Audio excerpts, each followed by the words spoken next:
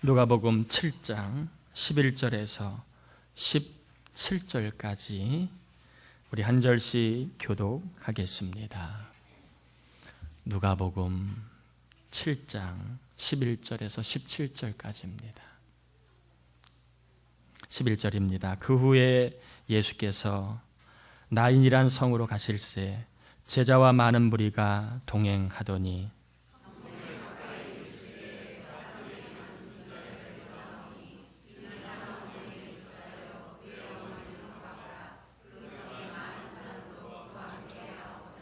주께서 과부를 보시고 불쌍히 여기사 울지 말라 하시고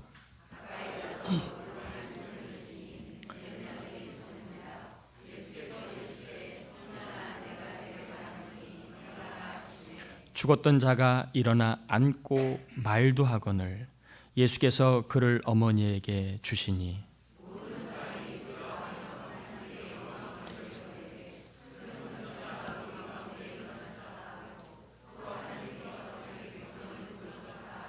같이요. 예수께 대한 이 소문이 온 유대와 사방에 두루 퍼지니라.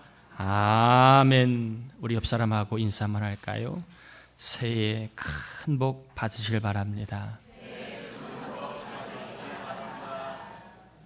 주님의 이름으로 새해에는 복되고 기쁜 해가 될 줄 믿습니다.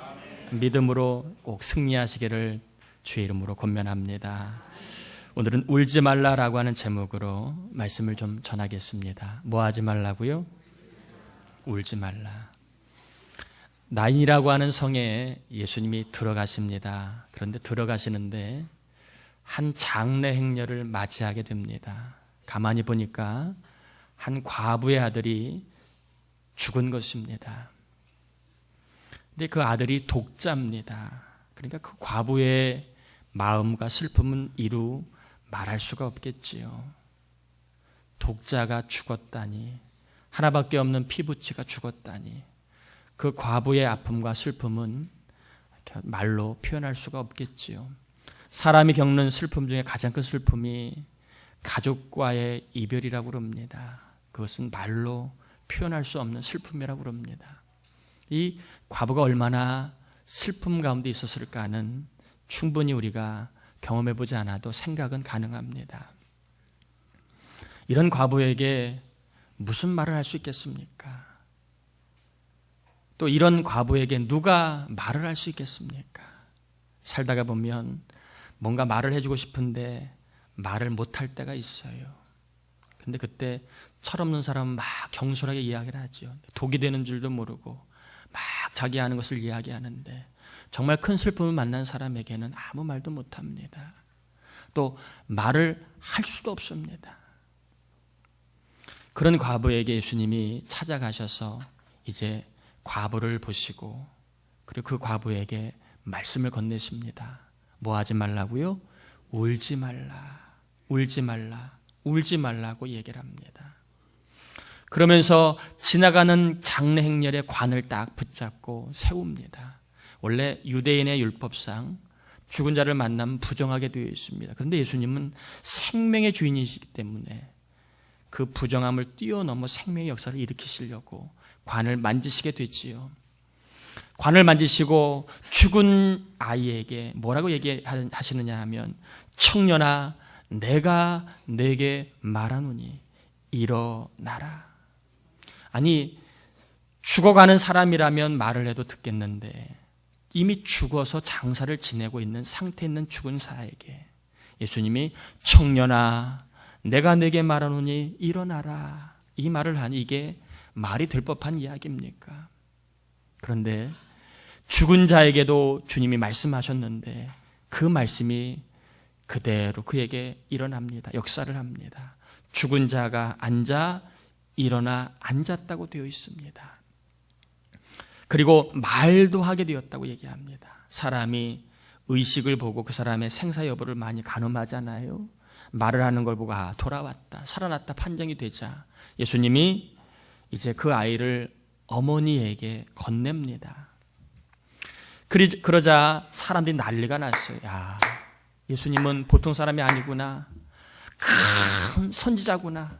엘리야처럼 큰 선지자라고 대우를 합니다. 그리고 사람들이 뭐라고 얘기하느냐 하면 예수님은 하나님께서 이 땅에 우리를 돌보라고 보내주신 분이다라고 고백을 합니다. 저는 이 본문의 이야기를 가지고 좀 울지 말라라고 하는 그 내용을 좀 더 전하려고 합니다. 예수님께서 과부에게 울지 말라라고 말씀을 하셨는데 그 말의 의미가 뭘까요? 단지 눈물을 멈춰라, 뚝! 그런 의미일까요? 이런 뜻일까요? 울지 말라고 하는 말의 의미가 뭘까요? 따라해 볼까요? 하나님이 살아계신 한 아무것도 끝나지 않았다. 이 말이 울지 말라라고 하는 말 속에 담겨 있는 예수님의 마음이라는 겁니다. 내가 볼 때는 상황이 끝났습니다.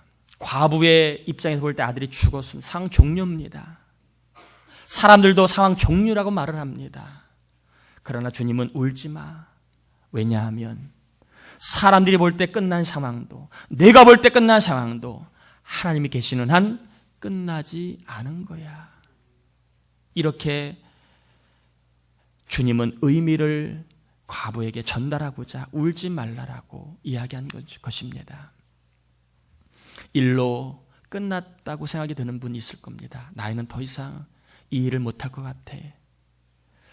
나는 이제 물질을 좀 벌기는 힘든 나이야. 내 몸에 있는 질병은 꽤 오랜 됐기 때문에 나는 어쩔 수 없어. 또 여러 가지 문제로 말미암아 나는 이렇게 살아가는 거야. 소망 없이 끝났다고 생각하는 분이 계시다면 이 시간 우리에게 명하십니다. 울지 말라. 누구누구야 울지 말라. 일수야 울지 말라. 하나님이 계신 한 끝나지 않았다. 내가 있는 한 끝나지 않았다. 여러분, 자식이 아직 예수 안 믿는 분이 있습니까? 남편이나 아내가 아직 예수님을 영접하지 않은 분이 있습니까? 혹은 부모님, 사랑하는 부모님이 예수님 영접하지 않아 마음에 울고 있는 분이 있습니까? 여러분 말씀하십니다. 누구누구야 울지 말아라. 내가 아직 살아있다. 아직 그 심령이 반응하지 않고 완악하게 한다 할지라도 내가 살아있다. 여러분, 하나님이 살아계신 한 아무것도 끝나지 않았습니다. 누가 뭐라 한다 할지라도, 또 여러분 스스로 볼 때의 상황이 힘들고 열악해 보인다 할지라도 주님 우리에게 명하십니다. 울지 말라. 울지 말라. 끝난 것이 아니다. 그러면 예수님이 울지 말라고 할 때에 왜 울지 말라고 하셨을까요? 마태복음 5장 4절에 보면 애통하는 자는 복이 있나니 저희가 위로를 받을 것이며, 하나님이 슬퍼하는, 주님이 슬퍼하는 과부에게 울지 말라고 한 이유는 그 다음에 무엇인가가 있기 때문에 그렇다는 것입니다. 그 다음에 있는 것이 뭐라고요? 주님의 위로라는 것입니다. 주님의 위로가 있기 때문에 누구누구야 울지 말아라 이렇게 말씀하십니다. 과부는 예수님의 위로를 분명히 받았습니다. 과부는 자기 슬픔의 근원인 죽은 아들을 다시 살려주시는 하나님의 위로하심을 통하여 슬퍼하지 말라, 울지 말라는 말씀에 뒤에 따라오는 위로를 받게 됩니다. 혹시 경제적으로 어려운 현실로 인하여 남모르게 좀 눈물이 나는 가장들이 있습니까? 잘 살아보고 싶은데 길이 잘 열리지 않아서 가족 보기에는 창피하지만 자기 스스로가 슬픔 가운데 울고 있는 분 계십니까? 또 너무 힘든 문제로 인하여 속이 상해 울고 있는 분 계신가요? 아마 여러분 중에는 이번 주에 하염없는 눈물을 흘린 분이 분명히 있을 것입니다. 자식을 보고 속상해 울고 있는 분 있으신가요? 또 사람 때문에 그 사람을 보다 보니까 그 사람을 인하여 속이 상한 분 계신가요? 사실 설교하는 저도 아버지로 자식을 바라보면 막막하고 어떻게 될까 속이 상해서 눈물이 날 때가 애를 키우다 보니까 종종 있더라고요. 왜 저렇게밖에 못 사나? 왜 저렇게 행동하나? 이해가 안 되고 속이 답답할 때가 있습니다. 또 형제로 다른 형제를 바라보며 믿음으로 살지 못하고 세상을 쫓아가는 형제를 바라보며 왜 저렇게 살까? 답답할 때가, 때로는 눈물이 날 때가 있습니다. 목사로 교인들을 바라보며 때로는 답답하고 울 때가 있습니다. 왜 저렇게 살까? 좀 더 진실하게 하나님 의지하면 좋을 텐데, 또 하나님 기뻐하시는 삶을 살아가면 참 복될 텐데 왜 저렇게 자꾸 약할까? 그런 생각이 들어 눈물이 나는 성도가 있습니다. 또 이 나라의 국민으로 나라를 보면서 답답할 때가 많이 있습니다. 조금 자기 것만 나누면 더 많은 사람이 유익할 텐데 그건 나누지 않고 더 움켜쥐려고 하는 그 욕심으로 인하여 갈등과 아픔을 주고받는 나라를 바라보면서 참 마음이 애잔할 때가 많이 있습니다. 우리 자손들에게 좀 더 좋은 나라를 물려줘야 되는데 기성세대로 또 국민으로 눈물이 날 때가 있습니다. 울고 있는 과부를 주님이 보셨습니다.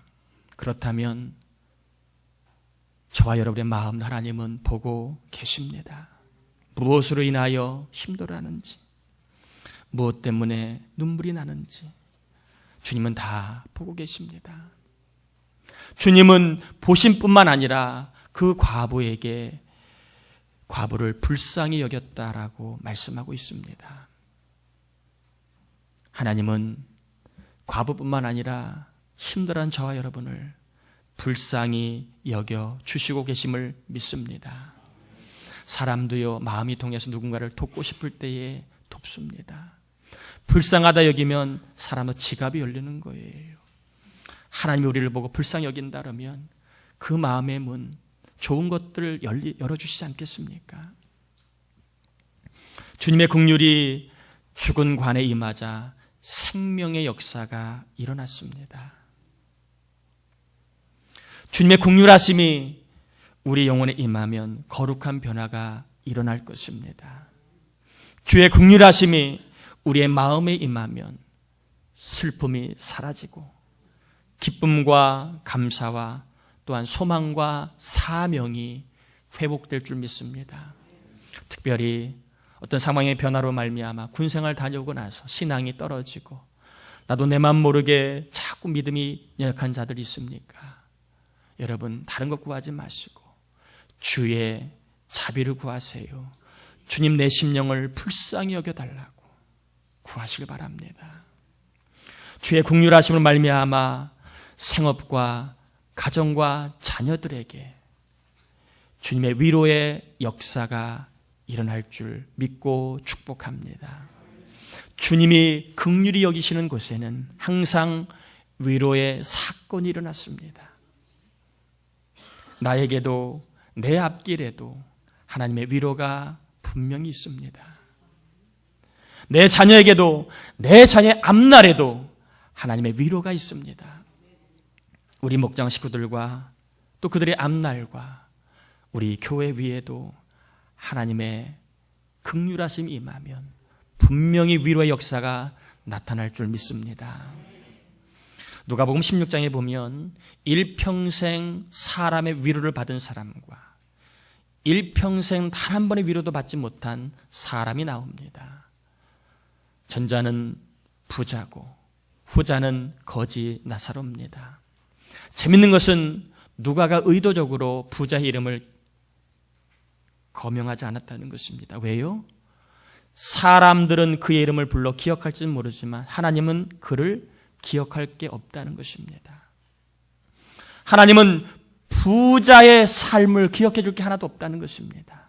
반면에 거지 나사로는요, 초라한 인생이었지만 사람들에게 주목받지 못한 인생이었지만 하나님은 그를 기억하고 계십니다. 저는 저와 여러분들이 주님이 기억하시는 사람이 되길 바랍니다.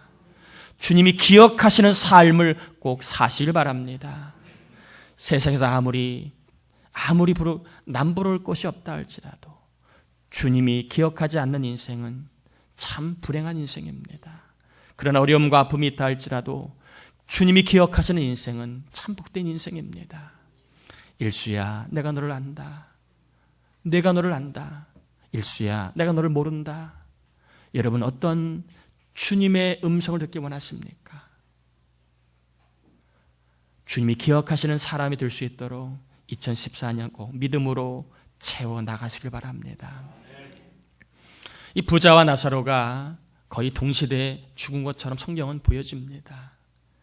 그래서 이 거지 나사로는 아브라함의 품에 거했고, 그리고 부자는 음부에 들어갔다고 되어 있습니다. 음부에 들어가 너무 고통스러우니까 나사로를 시킵니다. 자기가 거기서도 나사로가 자기 종인 줄 알아요. 착각하고 있는 거지요.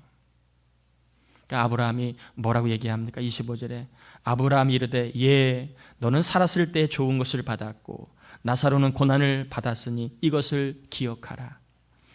이제 그는 여기서 위로를 받고 너는 괴로움을 받느니라.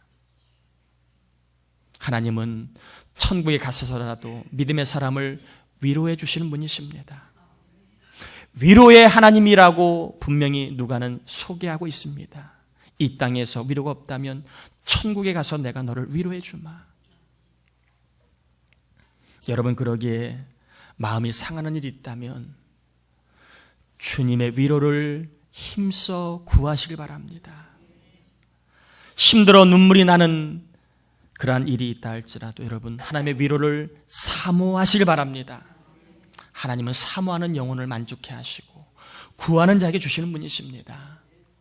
꼭 하나님의 위로하심을 여러분 삶 속에 구하시다가 하나님이 과부를 위로하시고 그리고 거지 나사로를 위로하신 것처럼 주님의 위로의 은총을 꼭 경험하길 바랍니다.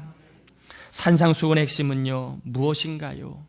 여러 가지로 말씀을 나눠볼 수 있지만 산상수훈의 핵심은요, 지금과 미래를 대비하고 있습니다. 특별히 지금 현재의 믿음이 미래를 좌우한다는 것이 산상수훈의 핵심입니다. 나의 지금의 믿음이 내 앞날을 좌우하고 내 믿음이 내 인생길을 좌우한다는 것이 산상수훈의 핵심입니다. 지금 가난하다고 계속 가난한 것 아니다. 지금 양보한다고 앞으로 계속 손해만 보는 거 아니다. 지금 불편하다고 앞으로 계속 힘든 일만 있는 거 아니다. 지금 안 된다고 앞으로도 계속 실패만 있는 거 아니다. 지금 너무 늦었다고 앞으로도 계속 늦는 거 아니다. 지금 불행한 요소가 많다고 앞으로도 계속 불행한 일만 있다는 거 아니다. 여러분, 위로의 주님을 꼭 의지하시길 바랍니다. 지금 힘들고 어려워도 위로의 주님을 여러분 구하시면 지금 우리의 믿음으로 인하여 저와 여러분의 앞날에는 위로의 사건이 일어날 줄 믿습니다. 저와 여러분이 하나님을 의지하면 위로의 주님이 반드시 우리의 미래를 복되게 하시는 사건이 일어날 줄 믿습니다. 위로의 사건, 위로의 복이 믿음으로 살기를 힘쓰는 저와 여러분에게 꼭 임하시길 다시 한번 주의 이름으로 축복합니다. 사람에게는요, 본능이 두 가지가 있습니다. 하나는 육신의 본능이 있고 또 하나는 영적인 본능이 있습니다. 이 본능, 육신의 본능은 오로지 육적인 세계에만 몰두하게 만듭니다. 아무리 영적인 이야기해도 속 위에 경을 읽는 것과 똑같습니다. 아무리 이야기를 해도 그게 귀를 들어 이 마음으로 들어가질 않아요. 육적인 세계만 몰두하니까 사람이 육적인 만족만 추구하다 보면 영적인 본능이 퇴화됩니다. 마치 오른팔을 자꾸 쓰면 오른팔이 강해지고 왼팔이 약해지는 이치와 똑같습니다. 육적인 본능으로 말미암아 육적인 그러한 만족만 자꾸 추구하다 보면 영적인 본능이 퇴화되게 되어 있습니다. 그 나중에는 퇴화되어서 내가 보이는 육적인 세계가 전부라고 하는 그러한 착각 속에 살아갑니다. 영적인 세계가 보이지를 않아요. 이게 바로 비극적인 그리스도인의 삶의 결과입니다. 영적인 본능이 퇴화된 그리스도인에게 주어지는 비극적인 삶의 시작입니다. 저와 여러분이 영적인 본능을 자꾸 깨우지 않으면 육적인 본능이 우리를 끌고 가서 결국에는 육적인 세계에만 몰두하고 이 땅에만 몰두하여 주님이 원하시고 주님이 기뻐하시고 또 주님이 가르치시는 말씀에는 관심과 마음이 가지 않게 되어 있습니다. 혹시 여러분은 어떤 본능이 많으신가요? 설교 시간에 자꾸 졸리운 분들은 분명히 영적인 본능이 퇴화된 분입니다. 설교 시간에 자꾸 딴짓하는 분들은, 고개를 숙이고 있는 분들은 다 육적인 본능이 강해진 분들입니다. 영적인 본능이 퇴화되면 힘이 없어요. 영적인 말씀을 듣는 일에 관심이 없습니다. 그러면서 하는 얘기가 내가 믿음이 약해졌어. 아니에요. 본인이 영적인 일에 관심을 두지 않으니까 힘이 빠진 거예요. 누가 그렇게 만든 거 아니에요. 저는 저와 여러분들이 육적인 세계만이 전부인 것처럼 알고 살아가는 비극적인 그리스도인이 되지 않기를 바랍니다. 주님의 위로가 있는, 주님의 위로가 있음을 경험하는 희극적인 그리스도인으로 살기를 바랍니다. 지금은 비극적인 삶이 할지라도, 지금은 비극적인 일이 많다 할지라도 우리 그리스도인에게는 장차 있을 주님의 위로가 있습니다. 그러기에 슬픈 자리에서도 희극적인 삶을 살 수 있는 게 그리스도인입니다. 희극적인 그리스도인이 되려면 여러분 영적인 본능이 강해지지 않으면 아니 됩니다. 영적인 본능이 강해지려면 여러분 저와 여러분의 영혼 가운데 말씀을 메모리 시켜야 합니다. 메모리. 영적인 본능이 강해지려면 우리의 영혼에 말씀을 메모리 시켜야 영적인 기능이 강화됩니다. 말씀이 영혼에 메모리 되면 영이 믿음으로 채워지고 그리고 영적인 본능이 활성화되게 되어 있습니다. 그리고 여러분 부탁합니다. 성경 문제 좀 많이 푸세요. 그 시간에 뭐 딱히 할 것도 없잖아요. 다 제가 보니까 텔레비 리모컨이나 돌리고 뭐 이렇게 남 얘기나 하고 그러잖아요. 그 시간 과감하게 적고 여러분 영혼의 말씀을 메모리시키는 성경 문제를 꼭 푸시길 바랍니다. 그래서 영적인 본능이 강해져서 위로의 주님을 경험하는 사건이 꼭 일어나기를 주의 이름으로 축복합니다. 그리고 여러분 예배 시간에 말씀 듣는 시간만큼은 육적인 본성을 이길 수 있는 가장 강력한 시간이 예배 시간입니다. 그 시간 여러분이 졸거나 딴짓하거나 다른 생각하면 아니 됩니다. 영적인 본능이 강해지는 가장 귀한 시간 예배를 여러분 사모하시고 잘 들으셔서 말씀이 저와 여러분의 영혼에 메모리되는 애가 꼭 임하길 바랍니다. 그래서 제가 말씀을 좀 정리하는 의미로 좀 숙제를 좀 드릴까 합니다. 뭘 드린다고요? 숙제 검사는 없으니까 여러분 좀 자유롭게 하시는 숙제를 좀 드리겠습니다. 아침에 일어나시면 여러분 두 마디만 좀 외치십시오. 따라해 볼까요? 울지 말라. 일어서라. 여러분 주님의 말씀이에요. 하루를 열 때 울지 말라. 일어서라. 이 말씀을 아침마다 깰 때마다 여러분의 영혼에 메모리 시키시길 바랍니다. 그리고 식사할 때마다 울지 말라. 일어서라. 이 말씀을 기도하는 가운데 여러분 영혼에 메모리 시키길 바랍니다. 아돌프 히틀러가 나쁜 사람이죠. 아주 나쁜 사람이지요. 역사적으로 없어야 될 사람인데 그가 또 이런 말을 했습니다. 이 사람을 인용하는 게 참 그렇긴 하지만 말이니까 한번 들어보시길 바랍니다. 내가 처음 이야기할 때 사람들은 왜 저런 말을 하는지 의아해했다. 두 번째로 이야기할 때 사람들은 나를 미쳤다고 했다. 세 번째 이야기할 때 사람들은 귀를 막고 듣기 싫어했다.